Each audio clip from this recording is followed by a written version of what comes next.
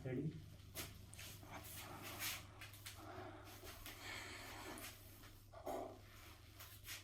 आज की क्लास में हम लोग ऑर्गेनिक केमिस्ट्री से शुरू करेंगे। पार्ट 1 बी फार्मा, स्पेशली है बी फार्मा थर्ड सेमेस्टर के लिए। तो हम बी फार्मा का ही सिलेबस इसमें कवर करेंगे।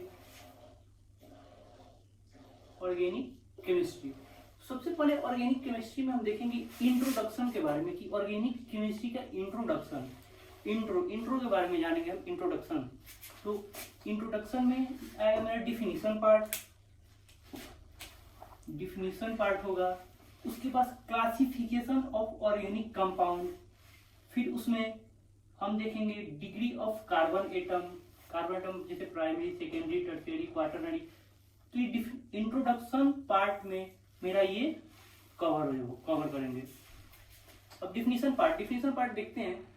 तो एक्चुअल में ऑर्गेनिक केमिस्ट्री में हम hydrocarbons and their derivatives, organic chemistry में हम हाइड्रोकार्बन और उसके डेरिवेटिव्स के बारे में हम लोग पढ़ते हैं। तो अब यहाँ से दो बातें आती है, हाइड्रोकार्बन्स क्या है और इसके डेरिवेटिव्स क्या है।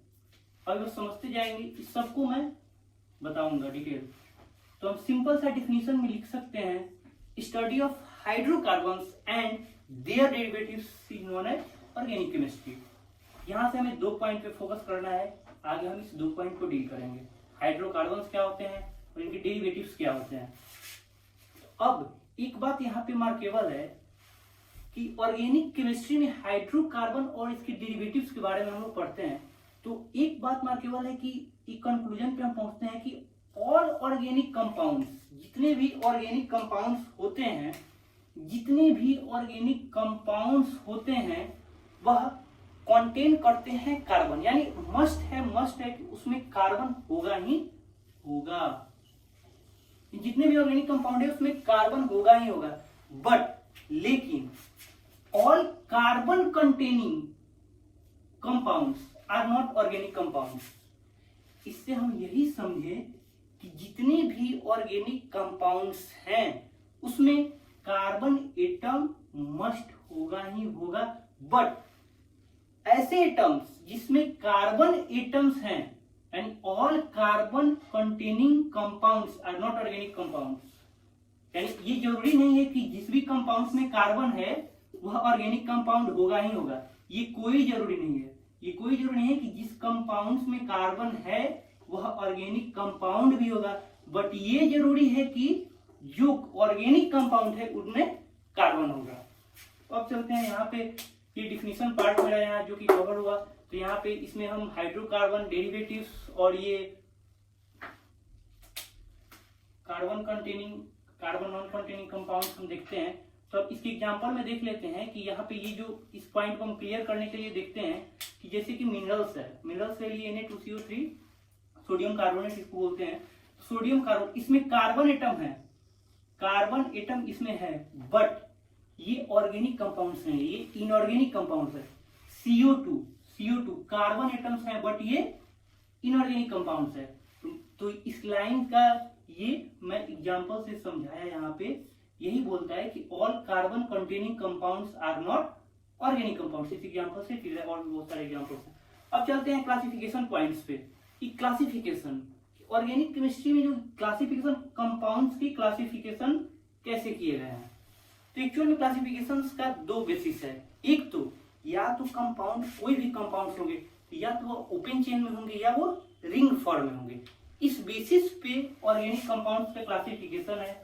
दूसरा, उसमें ये पॉसिबिलिटी होती है, दूसरी पॉसिबिलिटी है कि कार्बन एटम के बीच में या तो सिंगल बॉन्ड होगा या डबल बॉन्ड होगा या ट्रिपल बॉन्ड होगा।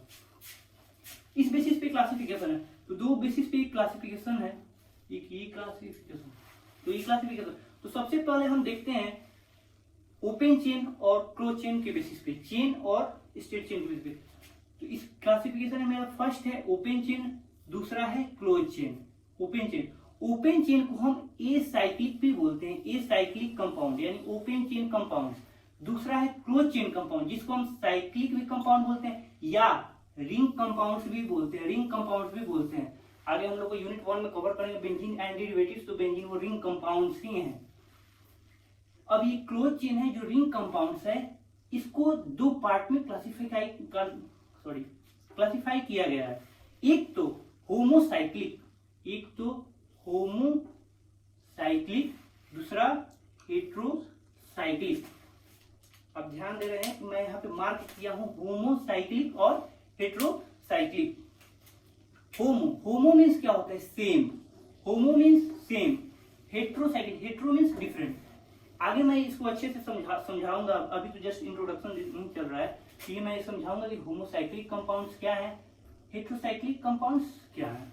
तो अब होमोसाइक्लिक आगे बढ़ते हैं। होमोसाइक्लिक कंपाउंड्स को दो पार्ट में डिवाइड किया जाए, एलिसाइक्लिक कंपाउंड्स और एरोमेटिक कंपाउंड्स।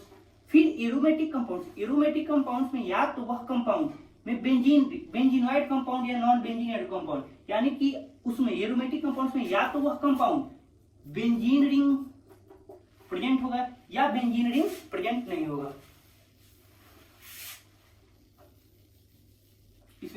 अब क्लासिफिकेशन के बेसिस पे हम चलते हैं सिंगल बॉन्ड, डबल बॉन्ड और ट्रिपल बॉन्ड। तो एक आता है, इसमें इसको डिवाइड करते हैं हम सैचुरेटेड कंपाउंड और अनसैचुरेटेड कंपाउंड।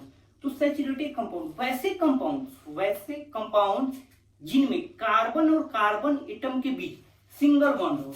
क्या हो? कार्बन और कार्बन एटम के बीच सिंगल बॉन्ड हो बिटवीन कार्बन एटम्स। जैसे एग्जांपल आपके सामने है इथेन। अनसैचुरेटेड ऑर्गेनिक कंपाउंड वैसे कंपाउंड जिसमें कार्बन और कार्बन एटम के बीच या तो डबल बॉन्ड हो या सिंगल बॉन्ड हो, वैसे कंपाउंड्स को हम बोलते हैं अनसैचुरेटेड कंपाउंड्स। अनसैचुरेटेड कंपाउंड्स जैसे कि इथीन हो गया, इथाइन हो गया। अब यहाँ पे चलते हैं, यहीं पे एक चीज हम और डील करने जा रहे हैं, जैसे कि सिंगल बॉन्ड, डबल बॉन्ड और ट्रिपल बॉन्ड। तो इसको नेम देते हैं हम अल्केन, अल्कीन और अल्काइंस।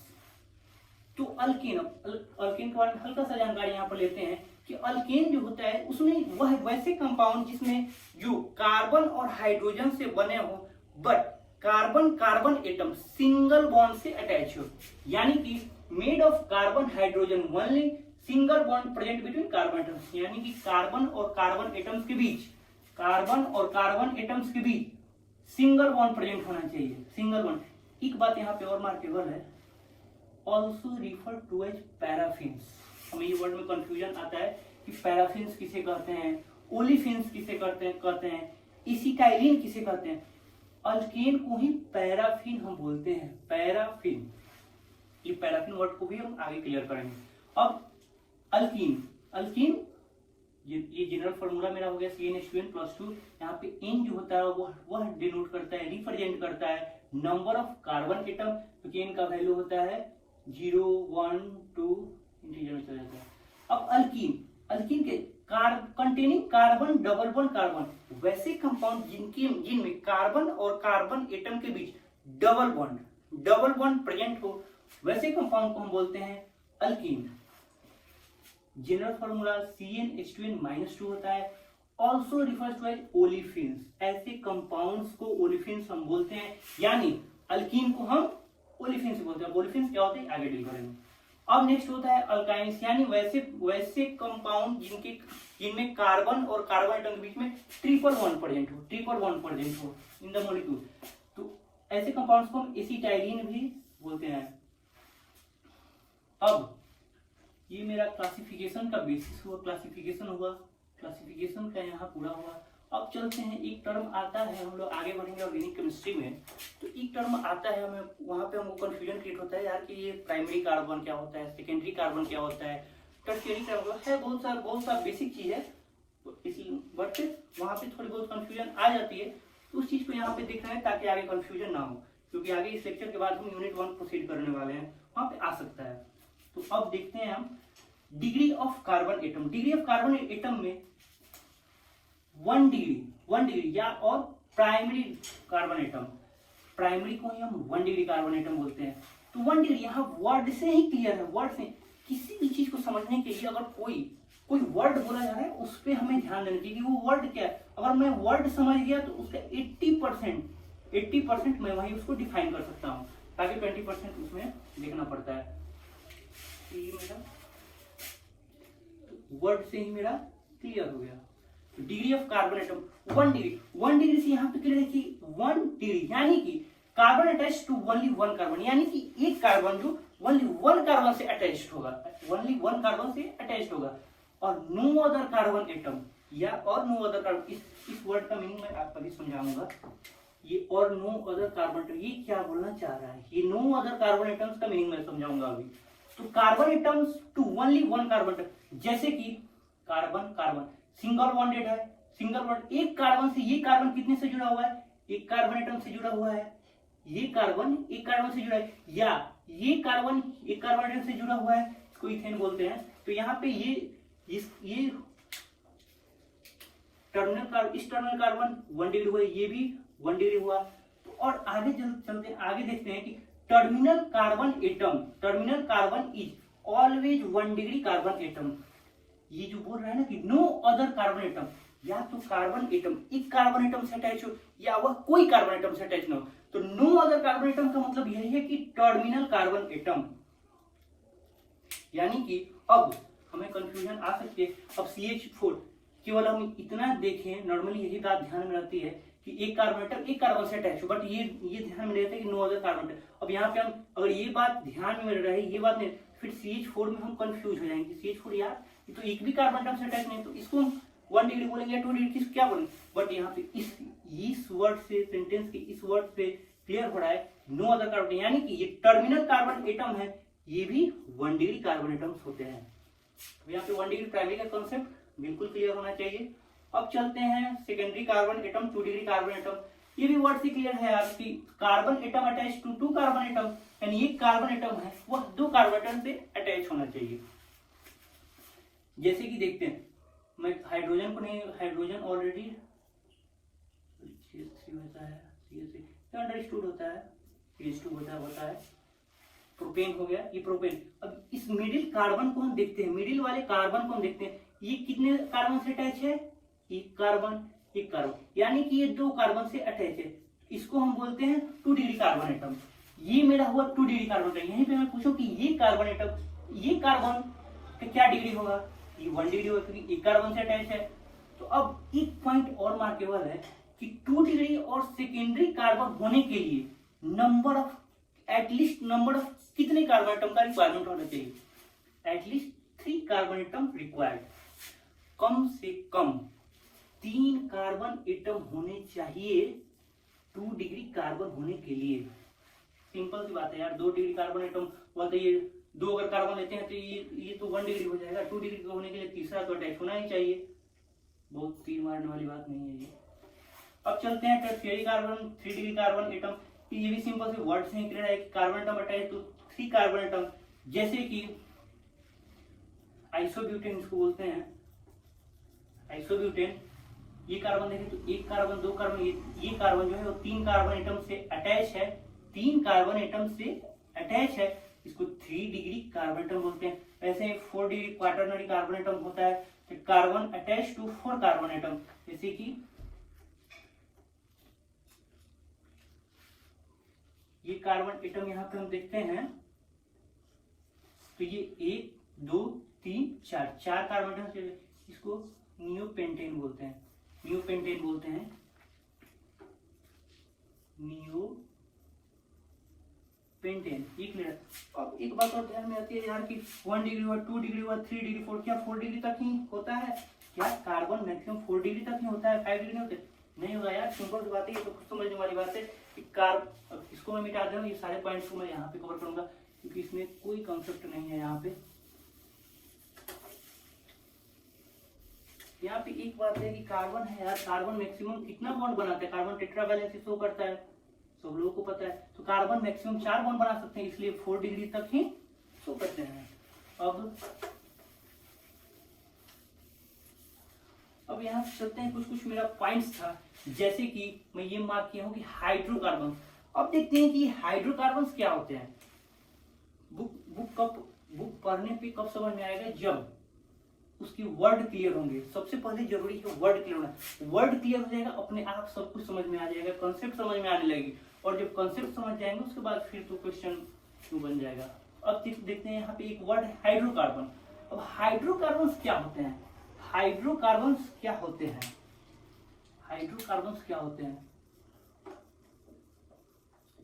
वर्ड से मैं पहले ही बोला हूं, सबसे पहले जो भी वर्ड आए उस पे वर्ड पे मुझे फोकस करना चाहिए। इस वर्ड पे देखते हैं कंसेप्ट, पहले वर्ड को पकड़े, उसके बाद आगे बढ़े। आगे बढ़ने के लिए कोई भी बेस होना चाहिए ना मेरा। तो कुछ भी क्वेश्चन पूछ रहे हैं तो पहले वर्ड को देखना चाहिए ध्यान से कि वर्ड क्या है, उसी से उसमें आगे इनिशिएट किया जाता है। हाइड्रोकार्बन, दो वर्ड से मिलकर बना, हाइड्रोजन एंड कार्बन एटम, यानी कि उस कंपाउंड में कोई भी कार्बन और हाइड्रोजन एटम प्रेजेंट रहेगा। हाइड्रोकार्बन से कोई ऐसे कंपाउंड जिसमें कार्बन और हाइड्रोजन एटम वनली कार्बन और हाइड्रोजन एटम प्रेजेंट हो, वो हाइड्रोकार्बन होते हैं। मैं एक वर्ड बोला हूं वनली, यानी वनली कार्बन और हाइड्रोजन एटम्स प्रेजेंट होने। अब and their of derivatives means क्या होता है, यानी हाइड्रोकार्बन्स के डेरिवेटिव कार्बन और हाइड्रोजन के अलावा अदर एटम प्रेजेंट हो, जैसे ऑक्सीजन हो, नाइट्रोजन हो, फास्फोरस हो, सल्फर हो, हैलोजन हो, ये सब हो तो डेरिवेटिव्स, उनके डेरिवेटिव्स हो जाएंगे। जैसे अब मैं बता रहा हूं ये कार्बन और हाइड्रोजन अब इसे एल्डिहाइड ग्रुप लेते हैं CHO, ये क्या है? डेरिवेटिव्स है हाइड्रोकार्बन के। ऑक्सीजन जुड़ गया ना, ये डेरिवेटिव्स हो जाएंगे। मेरा हाइड्रोकार्बन और इसकी डेरिवेटिव्स, एल्डिहाइड फंक्शनल ग्रुप होता है CHO, तो ये डेरिवेटिव्स याद से। अब मेरा एक और कॉन्सेप्ट चला था मिनरल, ये वाला तो ये मेरा डील हो चुका था। अब यहाँ पे मैं एक कॉन्सेप्ट चला था कि ओपन चेन और एसाइक्लिक कंपाउंड्स को हम एलिफैटिक कंपाउंड्स भी बोलते हैं। एलिफैटिक कंपाउंड्स कई बार याद नहीं रहता यार कि एलिफैटिक क्या होता है, एलिसाइक्लिक क्या होता है। तो याद रखने का एक सिंपल सा ट्रिक क्या है, वर्ड से ही क्लियर है यार। मेरा ट्रिक वही है वर्ड, मेरा ट्रिक है वर्ड पे फोकस करना। वर्ड पे फोकस करते हैं। Aliphatic compounds open chain compounds को बोलते हैं, या एसाइक्लिक कंपाउंड इसको बोलते हैं। एसाइक्लिक कंपाउंड और क्लोज चेन होते हैं एलिसाइक्लिक कंपाउंड। अंतर है यहाँ ध्यान देंगे। एसाइक्लिक, ए का मीनिंग होता है ऑब्सेंट यानी साइकिल के कंपाउंड ऑब्सेंट हो, एसाइक्लिक कंपाउंड होते। यहाँ पे एलिसाइक्लिक कंपाउंड यानी क्लोज चेन और साइक्लिक और रिंग कंपाउंड को हम एलिसाइक्लिक कंपाउंड भी बोलते हैं। अब याद नहीं रहे कभी कभी कि एलिफैटिक क्या होता है, एलिसाइक्लिक क्या होता है, तो ये रिंग है मेरा, ये रिंग है, इसको एलिफैटिक कंपाउंड्स है यार कि ये एलिसाइक्लिक कंपाउंड्स है। मैं कंफ्यूज हूं यार कि क्या बोलूं, एलिफैटिक या एलिसाइक्लिक। तो ये रिंग को हम एक माइंड में रखेंगे कि एलिफैटिक फैटिक से फटना, रिंग फट जा रहा है, एलिफैटिक कंपाउंड्स हो गए, यानी कि ये ओपन चेन स्ट्रक्चर हो गया, तो ये एसाइक्लिक कंपाउंड्स हो गए। यहाँ से ये वर्ड से क्लियर है कि एलिफैटिक फट जाएगा तो ओपन चेन हो जाएगा, और ओपन चेन को ही एलिफैटिक कंपाउंड बोलते हैं। अब क्लोज चेन को हम होमोसाइक्लिक कंपाउंड्स और हेटेरोसाइक्लिक कंपाउंड्स में, यहाँ पे एक वर्ड में बोला था कि आगे डील करूंगा, ये होमोसाइक्लिक और हेटेरोसाइक्लिक कंपाउंड्स। अब ये होमोसाइक्लिक कंपाउंड्स क्या होते हैं, हेटेरोसाइक्लिक कंपाउंड्स क्या होते हैं, फिर वर्ड पे फोकस करते हैं। होमो मीन्स एक जैसा, हेटेरो मीन्स डिफरेंट। तो वैसे कंपाउंड्स जिसमें एक ही कंपाउंड लिंक हो एक दूसरे से, उसको बोलते हैं होमो कंपाउंड्स। और हेटेरो कंपाउंड्स वो होते हैं जिसमें सेम एटम के बीच में अदर एटम भी आ जाए, जुड़ जाए, उसको हेटेरोसाइक्लिक कंपाउंड बोलते हैं। एग्जांपल से समझते हैं इसको कि होमोसाइक्लिक क्या होता है, हेटेरोसाइक्लिक क्या होता है। जैसे बेंजीन, मेरा यूनिट है, अगला यूनिट है बेंजीन एंड इट्स डेरिवेटिव, इसलिए सारे एग्जांपल। अब बेंजीन, इसमें कार्बन एटम, कार्बन, ये 6 कार्बन एटम्स है। ये कार्बन से, यानी कि होमोसाइक्लिक। देख रहे हैं कि ये जो साइक्लिक कंपाउंड बन रहा है, साइक्लिक कंपाउंड उसमें एक ही सेम नेचर यानी कार्बन एटम ही प्रेजेंट है। होमो एक ही एटम प्रेजेंट है, केवल कार्बन एटम है, इसलिए इसको होमोसाइक्लिक कंपाउंड बोलते हैं। अब एक दूसरा कंपाउंड हम यहां पे लेते हैं,